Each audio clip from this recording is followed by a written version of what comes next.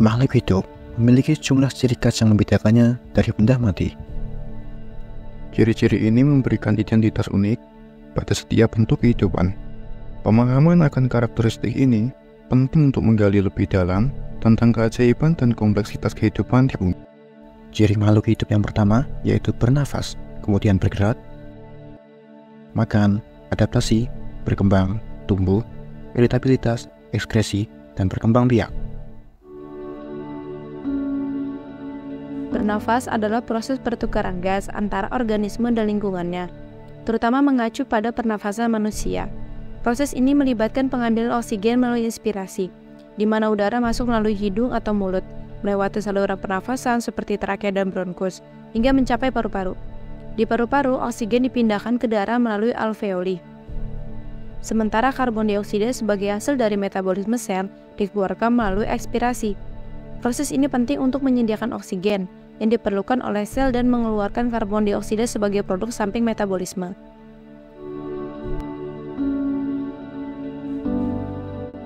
Berkembang adalah bertambahnya kemampuan di struktur dan fungsi tubuh yang menjadi lebih kompleks dalam pola yang teratur dan dapat diprediksi sebagai proses dari pematangan. Berkembang juga menyangkut proses diferensiasi dari sel-sel tubuh, jaringan tubuh, organ-organ dan fungsinya, termasuk juga perkembangan emosi intelektual dan tingkah laku sebagai hasil interaksi dari lingkungan.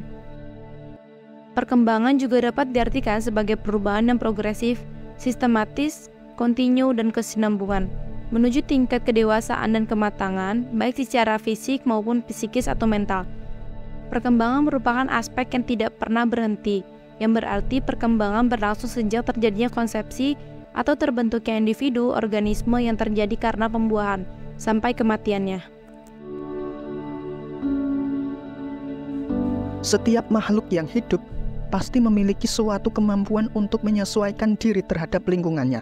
Hal ini disebut dengan adaptasi. Adaptasi adalah cara suatu organisme untuk menyesuaikan diri terhadap lingkungannya agar bisa bertahan hidup. Makhluk hidup memiliki cara adaptasi yang berbeda-beda tergantung pada kemampuan individu dan kondisi lingkungannya.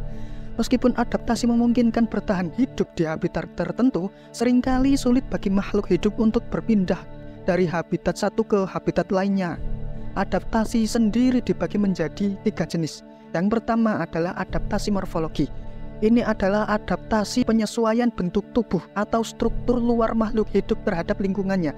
Hal ini dapat diamati semisal pada bentuk gigi hewan sesuai dengan jenis makanannya. Selanjutnya adalah adaptasi fisiologi. Adaptasi ini merupakan penyesuaian fungsi alat tubuh bagian dalam makhluk hidup terhadap lingkungannya. Contoh, manusia mengeluarkan keringat untuk mengatur suhu tubuh dan membuang zat sisa. Terakhir adalah adaptasi tingkah laku. Adaptasi ini merupakan penyesuaian makhluk hidup terhadap lingkungannya melalui tingkah laku. Contoh, hewan kaki seribu menggulung diri ketika disentuh. Makan adalah kegiatan makhluk hidup untuk mengonsumsi dan memproses makanan guna memperoleh energi serta nutrisi yang dibutuhkan untuk kelangsungan hidup dan fungsi tubuh. Sebagai contoh, manusia dan hewan memperoleh makanan dengan mengonsumsi tumbuhan atau makhluk lain. Sedangkan tumbuhan memperoleh makanan melalui fotosintesis.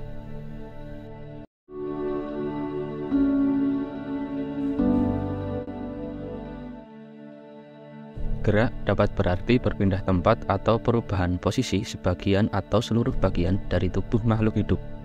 Untuk bergerak, manusia dan hewan memerlukan sarana bantu yang disebut alat gerak. Hewan dapat bergerak karena mempunyai alat gerak aktif seperti kaki, sayap, atau sirip. Manusia dapat bergerak karena mempunyai alat gerak aktif yaitu kaki. Hewan dan manusia dapat bergerak karena memiliki sistem gerak seperti otot, sendi, dan tulang. Berbeda dengan tumbuhan, tumbuhan bergerak atas reaksi terhadap lingkungan. Tumbuhan meski tidak punya alat gerak aktif juga dapat bergerak. Hanya saja geraknya disebut gerak pasif. Contohnya, tumbuhan putri malu yang dapat menutup daunnya ketika disentuh. Gerakan tumbuhan ini disebabkan oleh rangsangan dari luar. Tumbuh adalah perubahan fisik dan peningkatan ukuran tubuh suatu makhluk hidup. Secara harfiah, tumbuh melibatkan penambahan volume dan jumlah sel. yang membuat ukuran tubuh suatu organisme menjadi semakin besar. Proses ini bersifat irreversibel dan dapat diukur.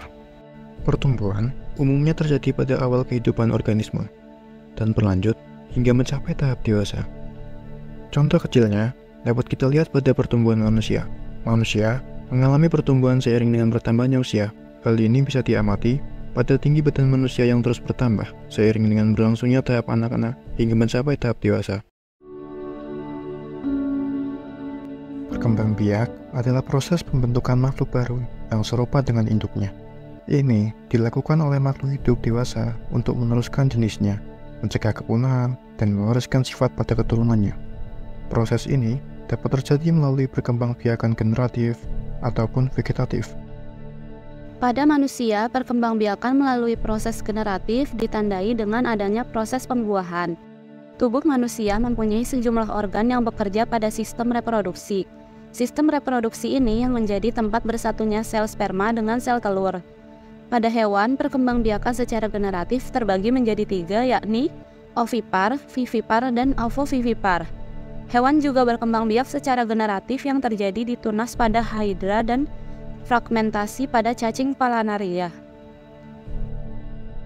Pada tumbuhan, perkembangbiakan secara generatif terjadi dengan cara penyerbukan serbuk sari dan kepala putik yang memiliki sel telur. Tumbuhan juga berkembang biak secara vegetatif yang dilakukan dengan berbagai cara.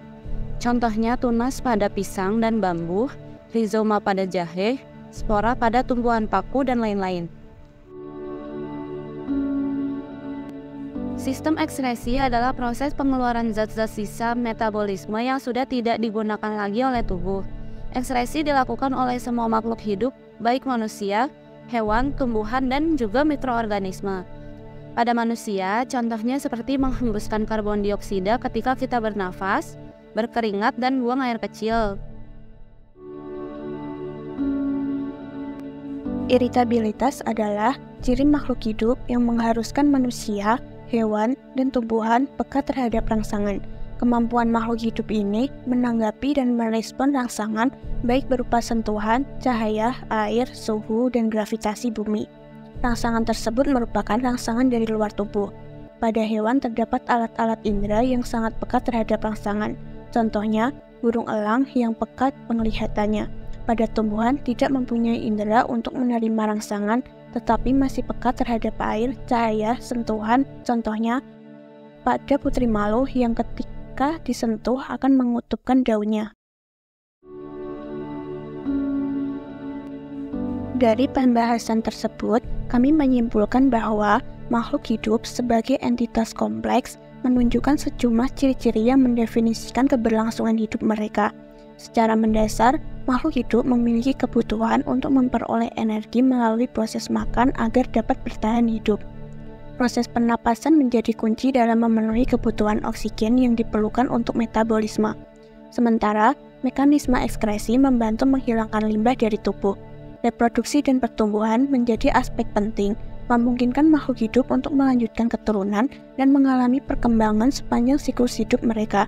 Semua proses ini terikat erat dengan metabolisme, serangkaian reaksi kimia kompleks yang mendukung kehidupan.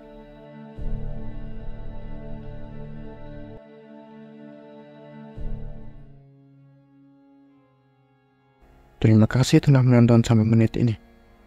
Kami sangat-sangat menghargai segala dukungan yang teman-teman berikan kepada kami.